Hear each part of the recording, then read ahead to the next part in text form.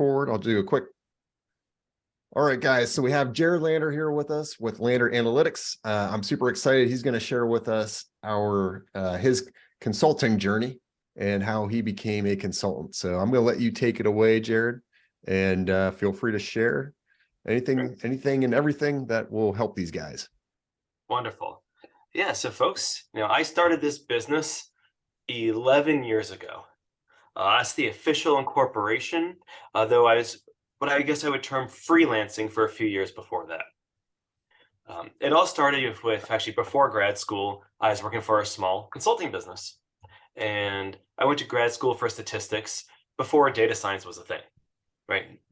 Technically, the word was invented because we've done some research, maybe around 2000 it was invented, but no one ever used it until much later. And I got a master's in statistics. Again, no data science, but statistics master's. And I was thinking, should I do a PhD? Should I not? And since I was so busy thinking about that, I never applied for a job. So I finished my master's program. I'm like, oh, I need a job. So I started freelancing, right? Because, who wants to go apply for a real corporate job? I went and started my own little thing. And I was in a good position. I found other small companies that needed people to help them out. So I freelanced for them, found medium-sized companies that needed this. I could have gone and got a job with Deloitte or McKinsey or a bank or a hedge fund, whatever, but I started freelancing, kept my freedom, and enjoyed doing different projects. And then eventually I said, okay, freelancing is cool, but I need a company. So I actually incorporated in 2011.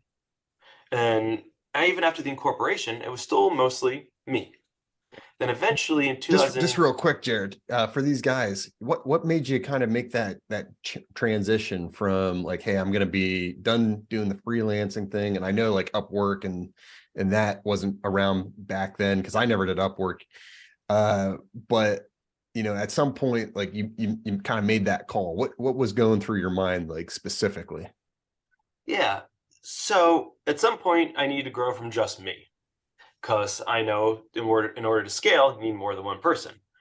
And you need more than one person both for doing the work, but also for getting the work.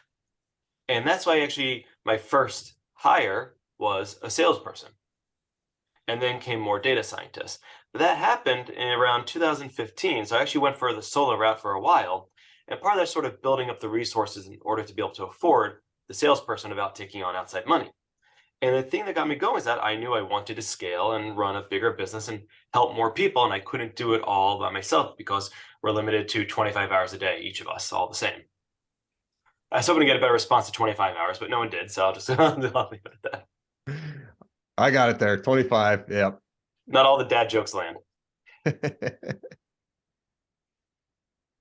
And so I hired a salesperson as my first hire. And that freed me up to do a lot more, not just of the work, but also of getting the word out there, right? Because a lot of my business comes from people hearing about who I am and who the business is. And I've been fortunate that a lot of things I've done have just gone viral. It's worked out for me. And that's helped a lot too. But part of it going viral is me putting myself in a position where things can go viral. So having the salesperson allowed me to do more of that. Then the growth allowed me to hire other consultants. Hiring more consultants got more work done, hire more salespeople, hire a marketing person, hire more consultants.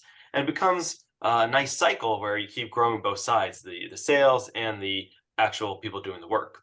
And eventually just keeps growing. Since 2015, I got my first full-time employee to today. We have multiple full-time employees, we have part-time employees, we have different relationships with different types of people who do work. And it's just a nice business that keeps expanding. So it sounds like you grew this business organically and you never took any venture capital money or any other investment money. Is that true? Yes, that's correct. Yep. And I think that's a powerful message because, so many companies, require somebody else to have to, put money in, and you have to give away tremendous amounts of your company to do that.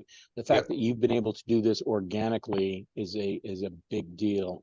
While I got the stage here, just for a second, I got to ask about the gold record sitting right behind your head. What's up with that? Yes. All right. So this is my home office. So this is where I have all my family. I don't want to call them heirlooms, but so my father was in the music industry. He now has the unfortunate designation of working with my company, and he reminds me every day how much he can't stand working for his boss, right? But prior to working for the small data science company, he was an executive in the music industry, and those are his gold records. Ah, okay. Got it. Yeah. Yeah, because Yep. I have a next door neighbor who was a record producer, literally had an entire room papered with gold and platinum records. So anytime I see one, it's like I got to ask the question, where did that come from? What Yep. did you have to do with that? Okay, that was your dad. Got it. Exactly. Yep. And another kind of just tangentially related question. How do you know Matt? How do I know Matt? Well, it all started in the docks in St. Louis. Wait, there are no docks in St. Louis. I was going somewhere there. We know each other through the R community. We probably knew each other from tweeting at each other for our tweeting in the same realm for a few years. And we met in person. I think the first time we met in person was in San Francisco in early 2020. So actually the first time we met in person. But it's always been much like many people in this community. We had an online exchange going for years. I remember my first time I went to a conference, an R conference in Chicago, and I was like, "Hey, I know you from Twitter. I know you from Twitter. I know you from Twitter." And it's just sort of the R community is so nice and friendly that you can know someone on Twitter for years and pick up the conversation in real life. Yeah, Got it. and the first conference too that he's talking about, that was the last our studio conference right before COVID hit. So it was like Yep. then there wasn't really anything. So when we reconvened here, just what was it? I guess it would have July. been in July. Yeah, Yeah. for PositConf now. Yeah, you just pick up right where you left off. So this is actually a good message for everybody is, attend conferences. Like honestly, Mhm. the smaller the better. Our studio conference is great. They're starting to get kind of big now. But it's like you see the people that you meet online, you're doing like the social media, like Jared was saying, trying to get things that'll go viral, that'll get you noticed. And you know what? When you go to the conference, it's a double whammy because then you already know that person and you can just pick up the conversation from something that they've seen from you. That I, the I have to, Martin, sorry, guys. Sorry, I didn't want to interrupt you. I was just gonna Uh, say Yeah, please. was that the conference in San Francisco? yes. Okay. Yeah. Yeah, I was Uh, there. Oh, nice. I wanted to point. Hi, Jared. First of all, I'm Plamen. I live in Europe, and I see that we're not so active here in the R world. So I guess do you know if there is a community or We're in Europe. why Europeans us are so far away from those good practices? And what do you think Where in about Europe are you? it? I'm in Bulgaria. Bulgaria.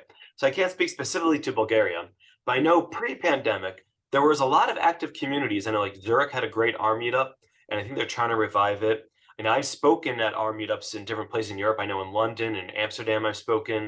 Milan has a good community. Paris had a great community. I'm not sure they still do because I haven't been to Paris. Well, I've been to Paris since the pandemic, but not for meetups.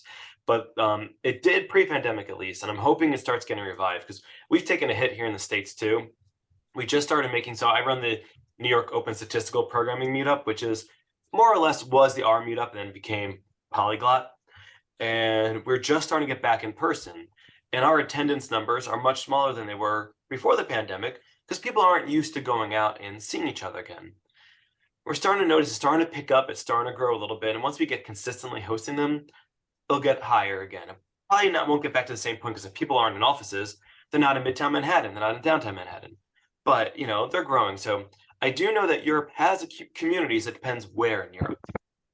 So, and the thing that I've noticed too is that it's not that it's not that there's less people out there that you can connect with. It's just the way that you're connecting needs to change and we need to adapt. So social media is becoming way more effective. Webinars are becoming an effective, Zoom. You've seen all seen what happened with their company in the stock market, but that is like one of the things that'll probably never leave us. People are going to be doing a lot more virtual stuff. So Yeah. I would recommend, Jared, you're probably the same way. try to get on, webinars, try to go to meetups, like the virtual meetups, do those, because that's a good alternative if you can't meet people in person. Yeah, and that's a nice thing that we've taken away from the pandemic is, so years ago, we've done our monthly meetups in person for 12 years or whatever, 13 years. And we tried live casting them a few times. Like, it never really worked out well, the right equipment. But post-pandemic, well, I hate to say post-pandemic, this point of the pandemic, whatever we're in right now, post-transition, whatever, we've actually learned how to properly live stream the meetups in an interactive way. A, the audio works unlike it did before the pandemic. And B, we know how to interact with both the people in the room and outside the room. And now anyone in the world can attend the New York Statistical Programming Meetup anytime. Instead of just watching it afterwards, they could attend live, which is a nice benefit to have now. You miss that human to human interaction where spontaneous things happen, but you get to participate still and chat with the people, and it's still nice.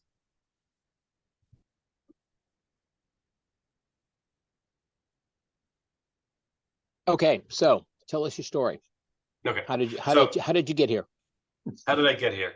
So I walked from my bedroom into the home office around the corner. There's gonna be a lot of those. I cannot myself. I recently had my second child, so I really need to build on these dad jokes. They need to build on each other. He also needs to get some sleep too. Yeah. Yes, I do. That's a premium right now. That's okay. I've been through all the dad stuff. I'm now into the grandfather stuff, and I find Nice. out that as a grandfather, I still don't get a lot of sleep because you're up late, and the child gets up at 6, and so you're there. So get used to the idea of no sleep. Yes. I'm just saying. It's a phase shift in the model. Exactly. And so, I've been fortunate that I've done a lot of, in the right place, right time, gotten to do interesting things. Straight out of grad school, I was actually a professor of mine gave me an assignment, I'll say, a work project actually, to go analyze a survey of a disaster zone in Myanmar. So a few months after grad school, I'm on a plane to Myanmar to go work with a team in Yangon and analyze a survey. And right there, that's like, I was thrown right in. Okay, here, go analyze this stuff. And that was amazing. I'm forever grateful to that professor for a number of reasons, but particularly making me go to Myanmar when I was like, well, I don't know much about this. And I know from Seinfeld references and what I see in the news. And that was a big push. The same year, I wrote my thesis about pizza, about New York City pizza. Those of you who don't know me know I'm obsessed with pizza in many ways. And I wrote my thesis on pizza, and back then there was a famous pizza blog called Slice, part of Serious Eats. And one night, actually on Valentine's Day, I was having pizza, and I sat next to the editor of that website. And I said hi to him because I recognized him. I told him I wrote a thesis on pizza, and he ran the article a week later, and that blew up. Right? I'm actually in Wikipedia now for another thing I did about pizza, about the cost of a slice of pizza in New York. Like, that's my Wikipedia thing, because I wrote about a slice of pizza. Because a friend of mine runs Scott's Pizza Tours, and he made a joke at a talk at a historical society. If only there's a statistician in the room who could tell me how much pizza costs today. So I'm like, okay. I went and scraped the data, wrote a whole blog post, and then it got picked up. And Bloomberg has written about that. And I've been in CBS and all these different news organizations because of pizza a second time. Yeah, so pizza's got me very. That's powerful. amazing. I love it. So do you specialize in New York pizza, or Yes. have you gotten into Chicago style? Gino's in particular, my personal favorite. So should we talk about like Chicago tavern style pizza, like the thin cross-cut pizza, which is amazing, or that dish that's really a casserole that they call pizza? Yeah, Right. no, it's That's- a casserole pizza. You could drown in if you were drunk and fell on it. Yes. There is that, yeah. So That's if I an had to aside. eat deep dish, I would go for Pequod's. I think that to me is the best deep dish I've had. Yeah, my personal favorite is Gino's plate style sausage, which is it's not a pizza. It's a full experience. Yes, it is. I can't even explain it, but yeah. Anytime I get to Chicago, I must do a pilgrimage to Gino's. I must. Nice. So this is amazing. I mean, it's amazing on a couple different levels, because number one, like obviously you're combining statistics, one of your interests with pizza, another one of your interests and I'm just thinking, I'm like, oh my God, there are so many pizza lovers out there that are going to like, be fascinated by the application of like data science or statistics, to this type of problem, and understanding, like what's the cost all over, New York City, which one's the best, which one, all the things you can do with that. And that data's, so that is amazing, number one. But number two, I'm trying to think like, what was the connection to like consulting? Because this clearly got like, if the New York Times is writing about you, and I assume they're probably putting a link to your website or something like that. Yep. Is that kind of like how it got connected then? Exactly. And then, the people hear me, oh, we want to find out who this person is. Maybe we could hire him, use him, and take advantage of his skills. I'm like, well, I consult. A similar thing happened a few years later. I was in a good happenstance where I got a chance to meet the owner of the Minnesota Vikings, right? It turns out he went to my rival high school, years before me, and so we had a little connection. And this is before I was a statistician. Years later, I emailed him saying, I'm a statistician. And so they hired me to work on their draft. And myself and one of their analytics department did a whole full analytics, full on machine learning on their draft picks. And they used this as part of their draft. And then a couple years later, good, right place, right time, the Wall Street Journal writes an article about the work we did on the draft. And then I just got tons of emails saying, hey, from different companies through the landeranalytics.com website saying, hey, we have an interesting problem we'd like to meet. We saw the Wall Street Journal article, we'd like to meet you. And that helps a lot. Like you said, the New York Times, throw in the Wall Street Journal, this helps a lot. And it's all about, hey, let people know who you are. Because if people never heard of Lander Analytics, they would never find us. But now the New York newspaper that everyone reads writes an article, they're going to find you. And now and there's a fine line. Is this marketing or is it just getting the story out? It is getting the story out, but that is good marketing. It's the best marketing. This sounds like an example of what I like to call pinball. You do something, it works, and and then you continue to go to the next level of the game, and that works, and you keep going. Yep. And so the fact that you did something that was not necessarily I don't want to say not business oriented, because pizza is certainly business oriented.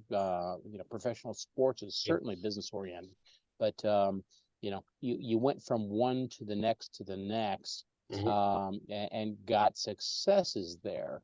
Yes. I think there's a lesson there for the rest of us. Yes. Yeah. It's about. Go for it, Jared. Yep. It's about doing things that help businesses, but are also interesting to people and gets them excited. And that's not just for the business aspect. That's also just to get people excited about the field, right? Because look at this cool stuff we could do with this tool, and that makes people want to use your tooling or your techniques to go do something interesting. And it's something that's relatable to people that really helps people get into it. And either they get into it and they apply stuff on their own, or they get into it and they ask you to help consult. So it impacts people in multiple different ways. Yeah, it's the best way. I mean, honestly, just telling a story about something interesting that somebody that's interesting to you, that's gonna get people who are like you and who want to know more about like what you do or what you can do for them. That's gonna reel them in.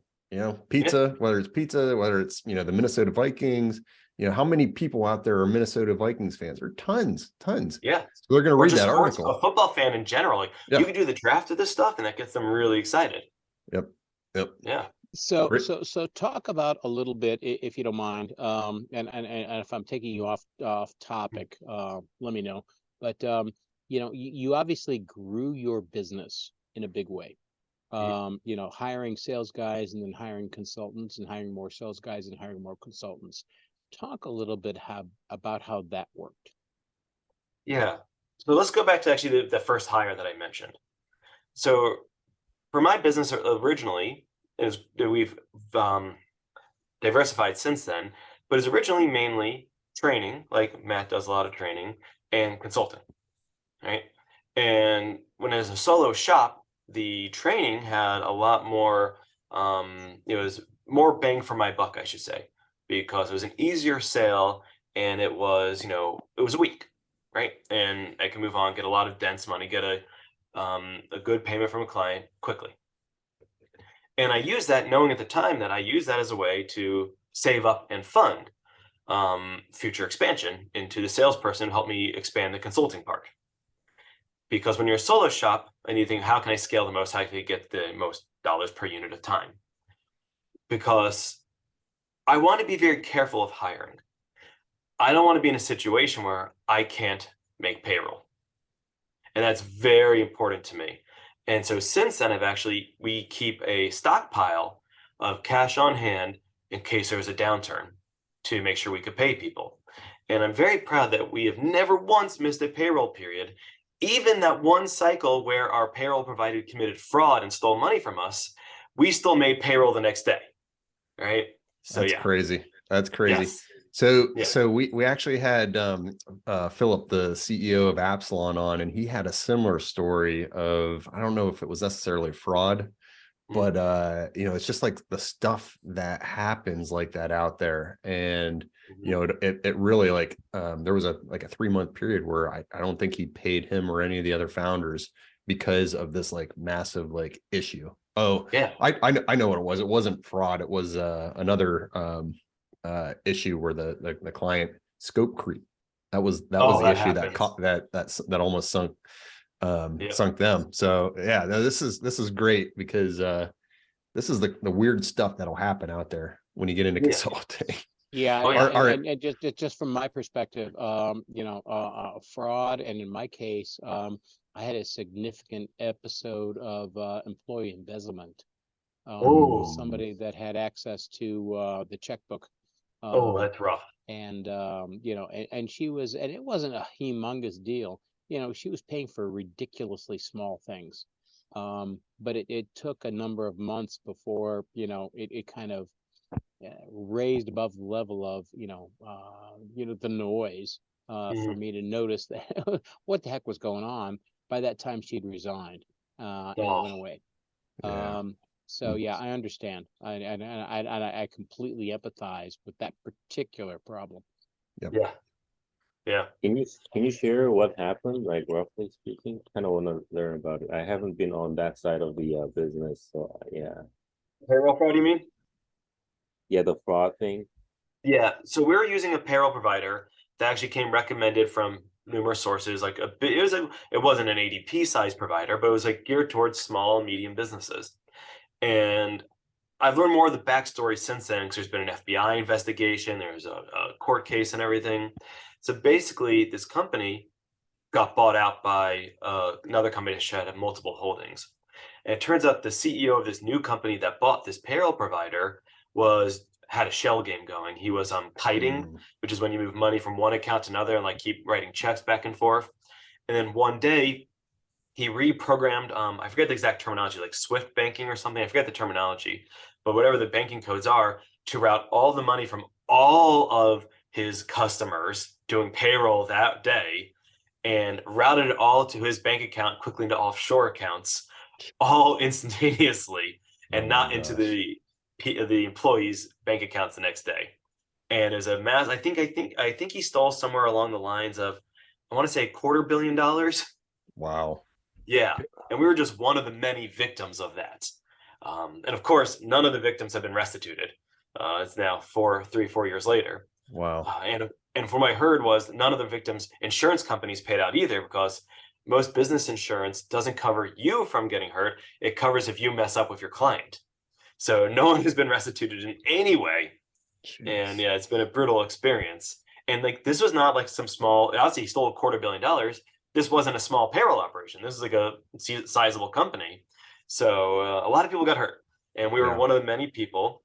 And, but luckily, like I said, that little bankroll we had, I came in the next day to my employees with cashier's checks from the bank to make sure they were made whole, because it's not their fault fraud was committed. It's not my fault either, but I'm the one that takes on the risk.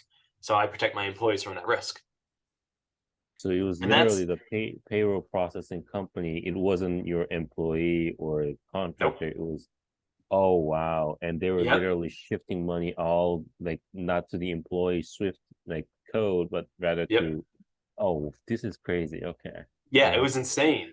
Like this guy, and maybe it might not have been court. It's either 50 million or 250 million. So I don't know, but either way, 50 million is still a huge number. And I've heard of other smaller employers like that lost a lot of money. It's like if you're a business with 200 employees, that's a big payroll. And a lot of people got hurt. And the guy's been arrested and he pled guilty. He has like, I forget how many years in prison, but it's like, club fed, not a Yep. lot of years. And he actually got to go to the facility of his choice. So be near his wife at a multi-million-dollar house they bought. How did they get the money for the multi-million-dollar house? Right. So, yeah, a lot of bad stuff happened. And there's like beyond our control, right? Who thought a reputable payroll provider would steal from you all of a sudden? And that's one of the perils of a small business. You have to deal with all these things. Yeah. That's a valuable lesson on so many levels because honestly, like we've been fortunate. We haven't really run into any sort of situation like that yet, but we're using over here at Business Science. We do use ADP, but it's like we have accountants that are involved. We have, and you kind of you trust them because Yeah. they come to you recommended. Our financial advisor, advised, like literally put us in contact with the accounting people. So, and it's tough to vet these people, especially if something like that with your provider was, it sounded like there was a change in ownership. Yep. So that's crazy.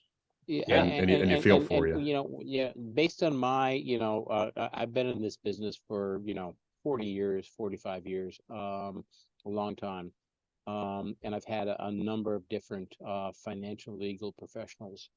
One of the things I have sadly had to deal with is that none of those professionals can be trusted.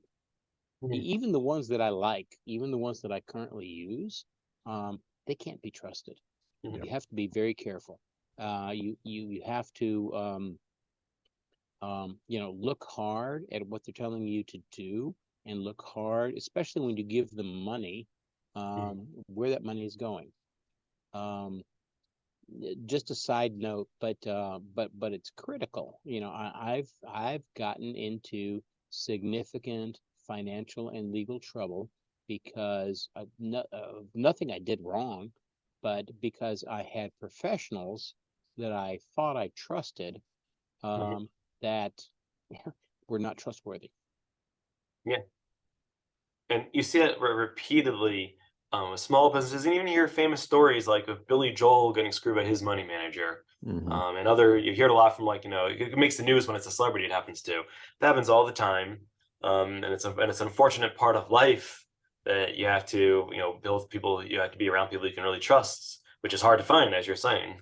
Well, and I think too, when you run into these circumstances, and I think, and I think to my time in consulting as well, pain was always the biggest learning experience. And it's, it doesn't feel like it when you're going through it, but it's the situations where you've got, and this is super unfortunate for you. And I really feel for you guys and your company, because I had no idea about this.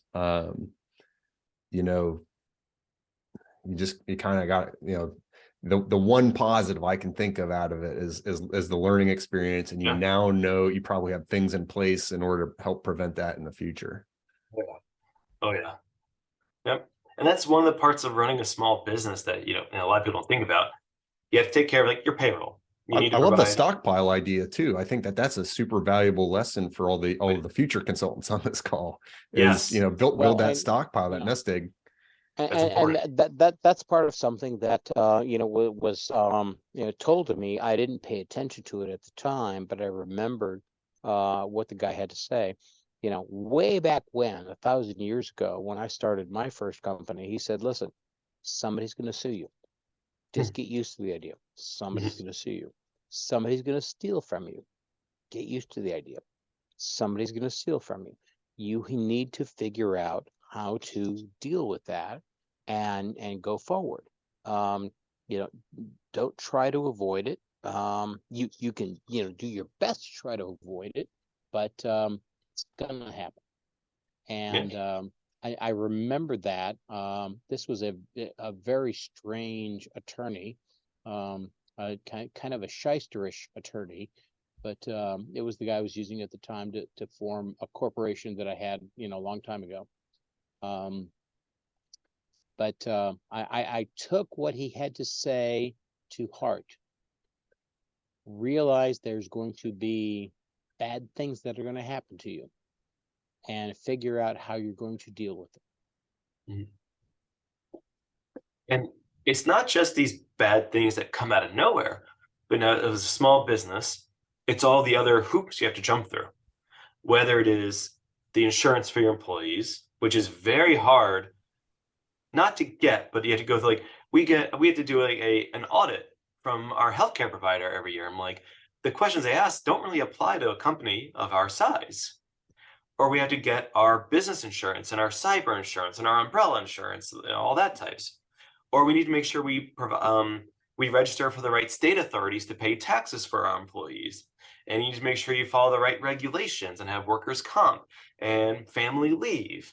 And you have all these different things that are really meant for bigger businesses, but the small businesses get trapped in. And that can make it tough. Now, have you ever considered, Jared, like the 1099 approach? Because I know, like with business science, we've done a lot with more like on the contractor level. That way, it gets us out of a lot of that stuff. But I know that there's kind of also a fine line. So if you have, a 1099 employee that's like only working for you, and you're like their sole provider, then that kind of blurs the line, and you got to, think about that as well. You definitely have to think about that. You have to be above board, right? And we're above board of that. And even so, we still got investigated by labor bodies. And I'm thinking to them, like, why aren't you looking at Uber and these other large companies that have armies of 1099s? Why are you looking at a small company? And the obvious answer is, I'm easy to target. And so you have to be careful of the 1099s, because you're going to get targeted. And luckily, when we were targeted, we were able to come out clean because we follow the rules, but it cost me more money paying the accountant and the lawyer to take care of it than it did for actually any penalties, because I did everything right. So no matter what, you're going to end up paying when you're a small business. I can reiterate on that. I went through a situation some years ago where I went through an insane, intense audit. And these guys went through literally 30 file boxes full of, files and invoices and stuff. And I remember when it was all done, and I spent, $30,000 in accountant fees, to work with these people, because, I'm not going to work with these people. Finally got a final determination. The final determination was from the IRS. She said, it's a no change letter. Your tax returns were accurate. And she said, it was an incredulous kind of a statement. She said, I've never seen one of these ever before, where the IRS said, no change. Now, that's the good news. Bad news was, cost me $30,000 in legal and accounting fees to defend that. And so, not to dissuade anybody from doing the consulting thing or, being independent, just realize, these kinds of goofy things can happen. And a routine. And they're not pleasant when they happen. It doesn't mean you did anything wrong. And sometimes when you didn't do anything wrong, they go after you harder. And that was my case.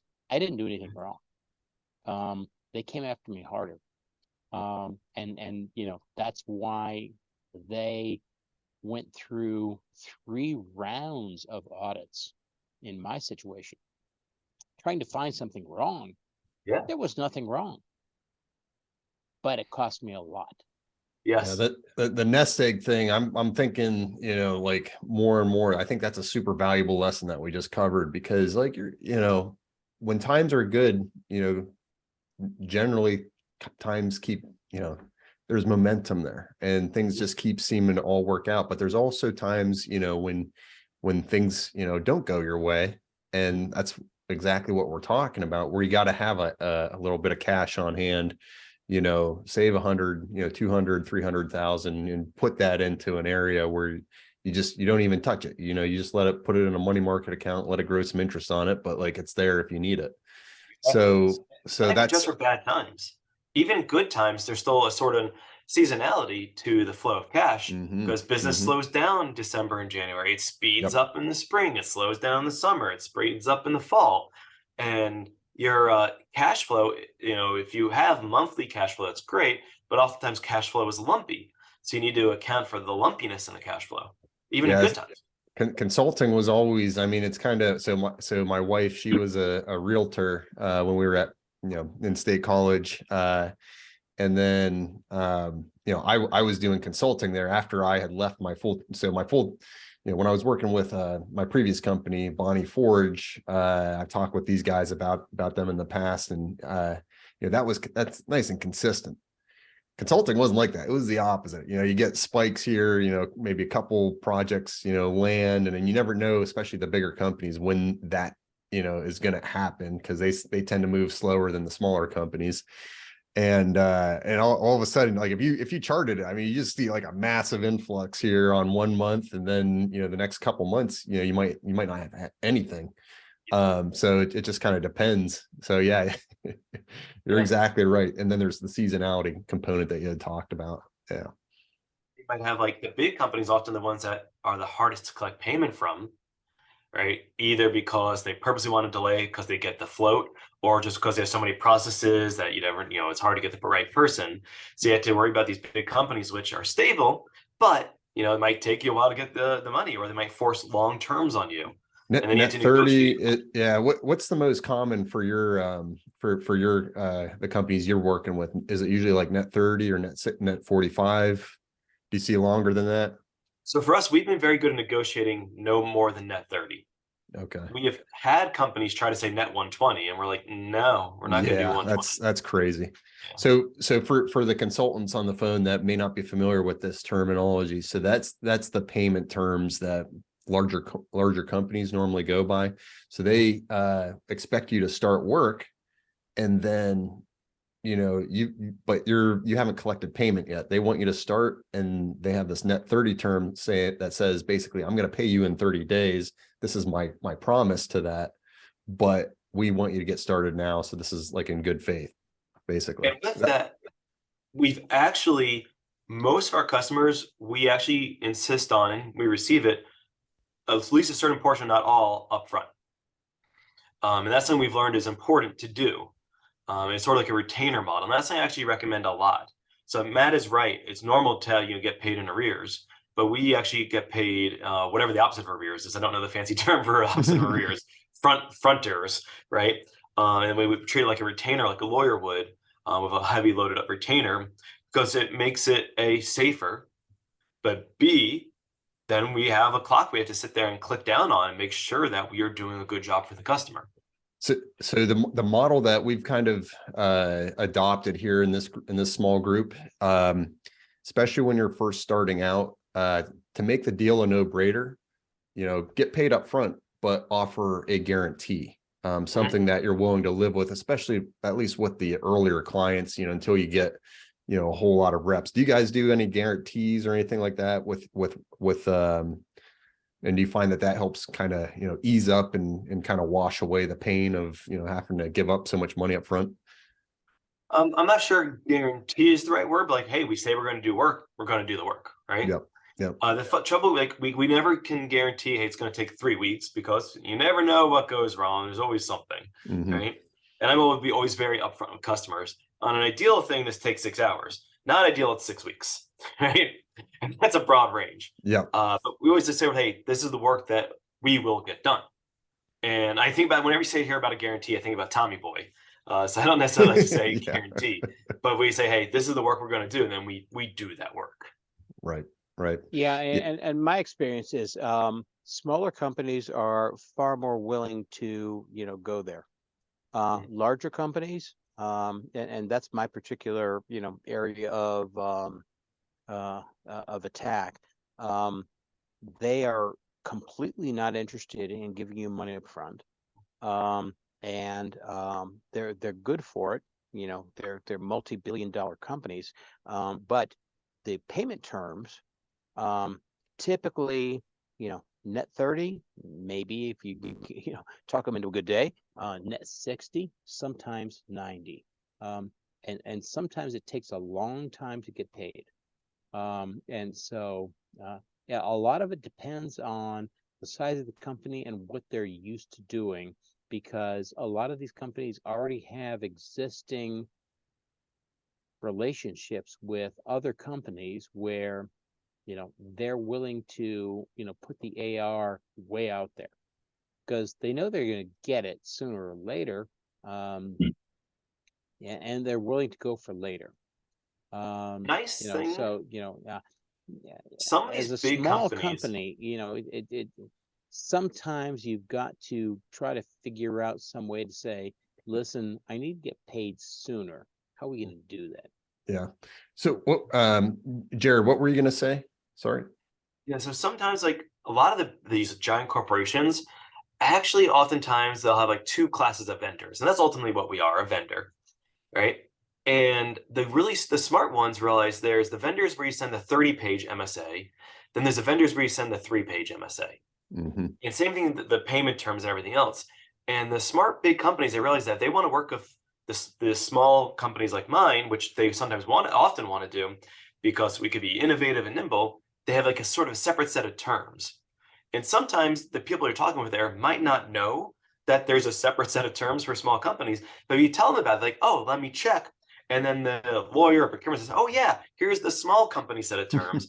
And the good big companies know how to work with a small company, and they'll treat us differently than they'll treat a Deloitte, because they're different scales. And that's when you find a Fortune 500 that knows how to work with a small vendor, that makes life a lot better. Yeah, that's a good point. And that's kind of interesting too, because you bring up the Deloittes, which everyone, when you talk about consulting, you got the big four firms or so. And, one of the things that, it's honestly a big differentiator for you, especially when you're starting out. You're so nimble, you're fast, you're quick, you're able to do the things that they can't, do. And if you specialize in certain areas, you really and niche down, those are the types of things that you can like really bring a lot of value to them very quickly. But and I remember one of my first experiences, Fortune 500, it took a month just to be able to get data. It took forever to get the contracts done because you had to be approved vendor and they had to like review your background and all that stuff. And it could be tough. But then once you kind of get through that gate the next time around, usually things happen a lot faster. And that's how it worked for me with the S&P. That's how it worked for me with several. And I'm sure, Jared, same thing with you. Yeah. And then also you talk about, when you're doing the contracts, you could talk about security and different rules. We had one customer brought us in specifically to do an R project. Then the lawyer sends us the contract that says, we will not use open source. I'm like, you requested R. It has to be open source. And there's stuff like that, or like they talk about security. I'm like, we're good about our security because we're a small company and we follow best practices and open source tools that have been vetted. And I'm like, I'll take my WireGuard VPN over your Citrix VPN or your whatever other VPN they have. And so like we get into a lot of that, these big companies. I'm like, I will wager my security over yours. Yeah. Now I did just see, and I can't remember where I saw it, but like one of the deep learning libraries in Python, I think PyTorch, had like malicious software in it. Yes. And that sort of thing. So, there is something to it with the security, but given that, and I know, and I'm not sure what the time frame was when this issue happened. And I know open source has gone, is become vastly more accepted. But I think there is going to kind of be that balance because there's, malicious people out there that are going to try and do things and get, But closed source could be just as vulnerable. Like the famous thing about when Target got hacked, it was through their HVAC vendor is how they got hacked, right? So, closed source is just as vulnerable as open source, because closed source, no one knows it.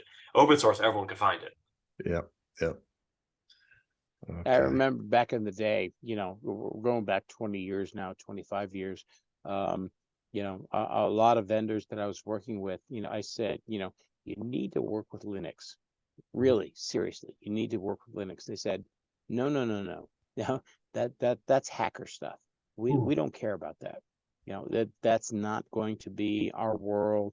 We're going with, closed source, closed,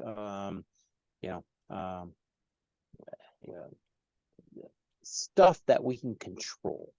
None of those companies exist anymore. I remember 1,000 years ago, I had a talk with the folks that were trying to sell me Encyclopedia Britannicas. And I said, you need to put this on a CD-ROM.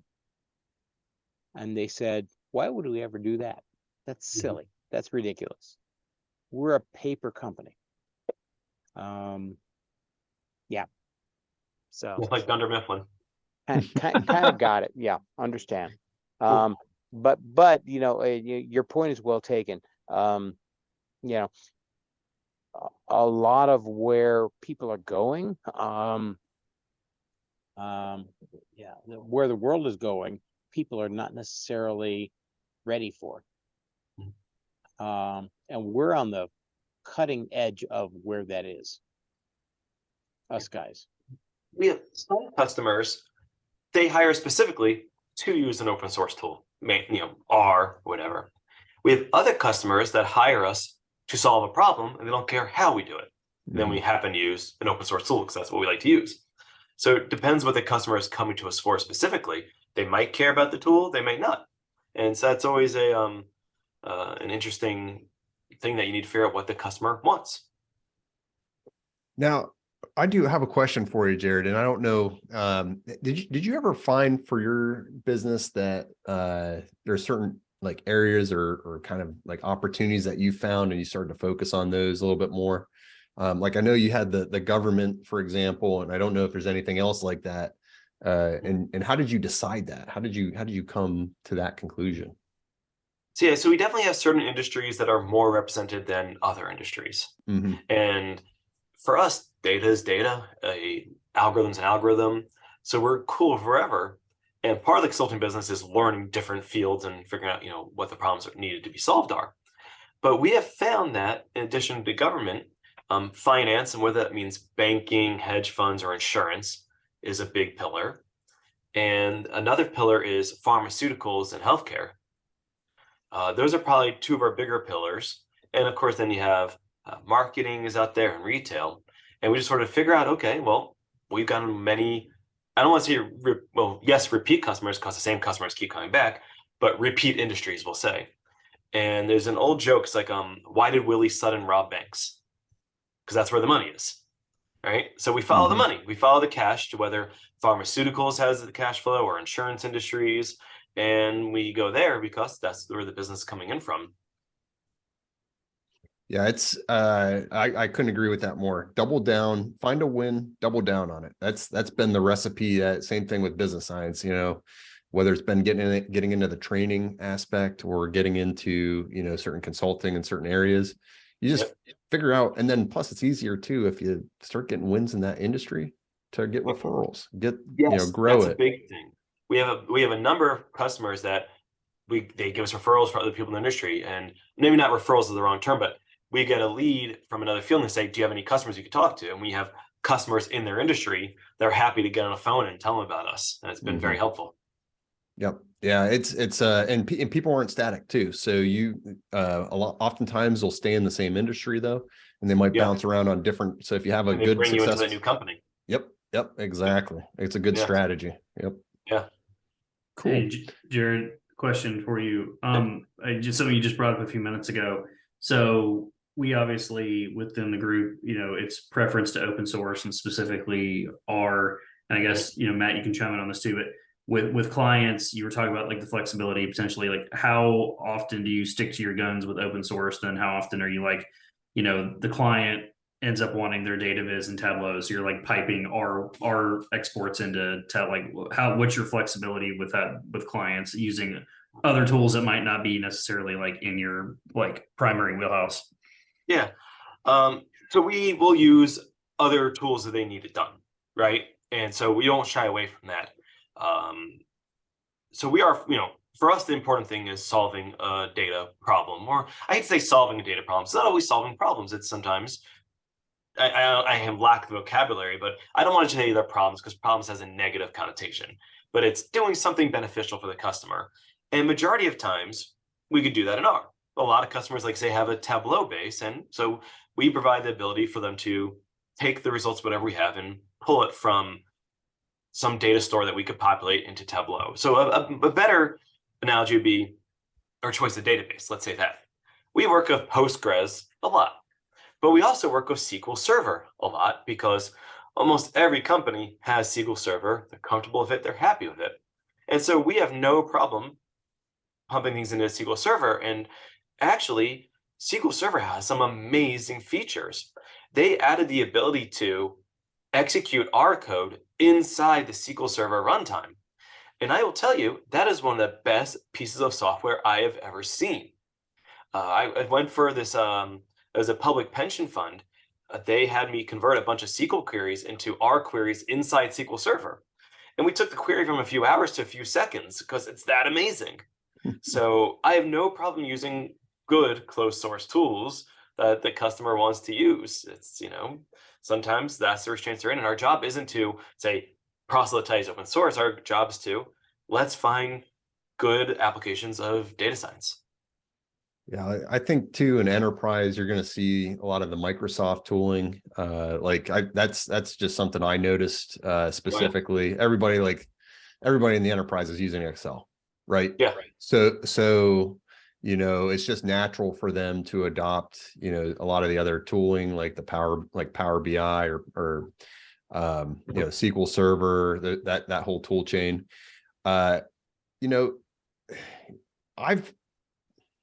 There's nuances between everything, and like Jared said, get the result, just focus on that. You'll learn to adapt to the tooling, because honestly, like going from like AWS to Azure, for example, not that much different. They both have and there's a lot of stuff out there. I would say don't be afraid of taking something on. If you are truly concerned about an aspect, bring it up, but bring it up as an opportunity for you guys to grow, rather than like a pain point for the customer. Like I'm not doing this. So that's my 2 cents. And Jared, what do you think? Yeah. So yeah, absolutely. Like use the tools that they need you to use, but also be fair to the customer, right? Like if there's like a brand new tool we've never used before, I want to make sure they know that. And maybe if part of the experience is trying to figure it out, I might have to build them a little bit less because I want to be fair to them. Be like that, hey, this took me a lot longer because we never used this. I want to be fair. Now on the flip side, I want them to be fair to me. Like, okay, maybe they should pay me for using a tool I'm not familiar with because they insisted. So you got to find that balance so you be fair to the customer. And that's something actually not just about tooling, but I always stress to my team, fairness to the customer and to us. It's got to be fair both ways, but you got to be good and treat the customer right. You never try to do anything untoward with the customer. You got to be above board and fair with them. Yep. Yeah. And to add to that, I would say, communication can be challenging, especially when they throw a curveball at you. And it's something that even if you don't know what it is, you can always tell them, I'm going to get back to you later. I got to look into it. And never just like on the spot feel that, like you're going to feel that pressure in certain circumstances. You need to pause, don't let the customer see you sweat one drip, just let them know, hey, this is something that I need to take a look at. I'll get back to you on our next call, or I'll get back to you through email here in an hour or two. Then, as soon as you get off the call with them, that's when you can panic, or you can get in touch with us through the Slack channel. That's, and we'll give you guidance, or, and kind of walk you through it. But that is that's really, it's you do it a couple of times and you get used to it. Like you're always going to get one or two curveballs. you know. When I was younger, I had a summer job at this beautiful 5-star resort in Cape Cod as a valet parker and a bellhop. And one of the things they told us is you never tell the customer, I don't know. I don't want to hear that. You tell them, I'll find out and get back to you. And it creates a much better customer experience. And that applies to a guest at a hotel or to someone you're consulting to. You don't say, I don't know, and throw your hands up. They're not paying you to say, I don't know. They're paying you to go find out. And some customers want to pay you to go find out because that's saving them the time for finding out. And so that's a very fair answer saying, okay, I'll go look this up for you and I'll get back to you. That's amazing. That's great advice right there. All right, guys, we're getting right up on time here, and I really want to thank Jared. Is there any last questions that you guys have? We'll go maybe one more, and then we'll cut it if that's good with you, Jared. That works great for me. Yeah, Jared, I'd just like to throw a question at you. In your consulting career, what has been like your top-notch project that you personally found to be satisfying, other than the pizza one? Other than the pizza one, well, the Minnesota Vikings was really satisfying because I got to see Sports Illustrated say the Vikings had the best draft that year, right? So that's cool. But also from a I don't want to say technology, technique point of view, we had to use so many different types of statistical and machine learning techniques. It was really awesome. So for each position, we had to fit hundreds of models, and those models would be the range of penalized regression, random forest, decision trees, and find ways to combine them in novel ways. So that was really cool getting to find ways to prepping the data's work, but also how do you combine the results? And then how do you iterate? Because we're not doing this in a vacuum. We have to work with the scouts, who have varying levels of receptiveness to us, with the general manager, of all these different stakeholders. And so it's this full iterative process of working with humans, combining different machine learning model types together. So that was really, really awesome from a tooling and statistical point of view, and from getting to see results literally out on the field. It's really great. Now, Cool. did you ever run into that? Because have you guys seen the movie Moneyball? Yeah. Where they have they get the scouts all in and then you have the one statistics guy, and everyone's like, who the heck is this guy?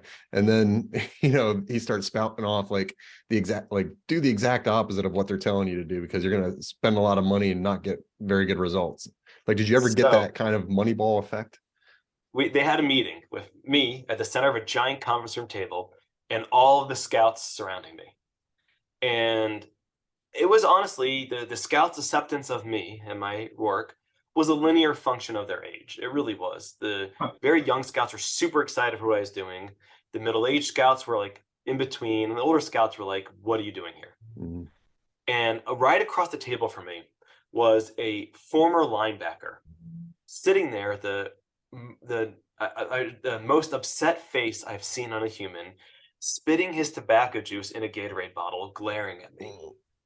And I'm like, great, this guy's going to leap across the table and beat me up. And so I'm doing this whole presentation, and at one point I showed a variable importance plot for one of the many types of models we fit. And I see him across the table, his face lights up. I'm like, oh. And after the meeting was done, he comes over to me, shakes my hand, and tells me how great that was and how excited he was. Really? Yes. And I went from this turnaround of thinking this guy hates me, which I think he did at the time, to him respecting me after I was able to make it click for him in his way. And that was my experience saying, oh, wow, the importance of how I explain this to people makes a huge difference, because that guy was bought in after that plot. That's great. So it must have shown like some really powerful insights, and like how he could then like see, okay, what this guy is doing, I can use that to help me, better select the next position for, that you were showing. Yeah. Oh, very cool. Very cool. Yeah. All right, guys. Well, let's wrap it up there. Thanks so much, Jared. This was an amazing talk. A lot of good insights here that we got. Some stuff that I'm definitely gonna look into with the fraud monitoring. I feel like I need to protect myself better now. But also, yes, really some like your valuable insights with the wins and having the stockpile. I think that's a great message for all of these guys. Yes. So thank you so much, Jared. Let's give him a warm applause, guys. This was a fantastic Thank you, one. Jared. Well done. Very good. Thanks for Yeah, the very time. much, everybody. It was a pleasure speaking with you. Great. Thank you. And really you. appreciate it. Yep. All right, I'll see you guys. All right. Bye-bye. Cheers, guys. Bye bye. Bye.